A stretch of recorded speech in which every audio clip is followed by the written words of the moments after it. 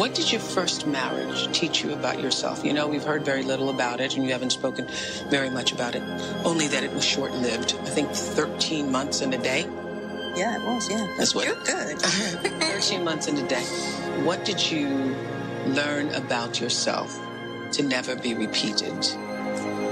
Well, I think the first and most important thing to say about that marriage is I would do it all again, step for step, to have Jessica, who is incredible, and the world's a better place for having her in it. So, you know, don't regret a thing. Okay. I think I repeated patterns from my first family, as we often do in my selection of... Which is what my first husband. Yeah, you'd think, but you say, what did I learn? I think that it taught me... I'm proud that it taught me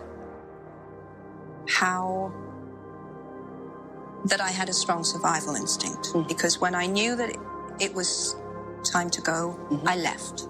Did it help you to know more of who you are? Did it bring you into... Eventually, but I can't pretend that I walked straight out of that marriage and that experience saying, you know, I feel enlightened in any way. I felt quite shell-shocked. I had a very, very tiny baby, and then I walked straight into poverty and depression. So, but in a strange way, all of that, yes, was enormously illuminating. But I did a lot of thinking after that marriage ended, primarily about me, why things had been as they had been. And it was 7 years before I met the right man. But I think it needed to be 7 years, you know. And were you ready? Yeah, I was really ready. In 2001, Joe married anesthesiologist Neil Murray in a private ceremony at their home in Scotland. Today, Joe and Neil are raising their 3 children in Edinburgh. The strange thing is, a week before I met Neil, literally a week, and I hope this gives hope to all single women out there, I remember speaking to a very good friend, and she said, well, what would you like in a man? And I said, I would need to be with someone intelligent, because I just value that. I said, I would really like him to have his own career. I thought these were really basic things, okay?